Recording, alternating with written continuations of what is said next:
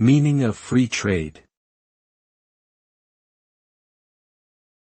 Free trade. Free trade. Free trade. Free trade.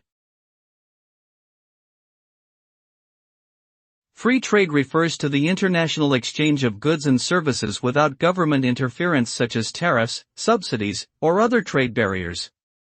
The goal of free trade is to increase economic growth and promote efficiency by allowing countries to specialize in producing the goods and services that they are most efficient at producing, while importing goods and services that they are less efficient at producing from other countries.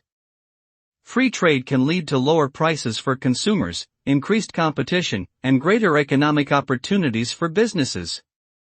However, it can also result in job losses in certain industries and amplified income inequality if not accompanied by measures to redistribute gains.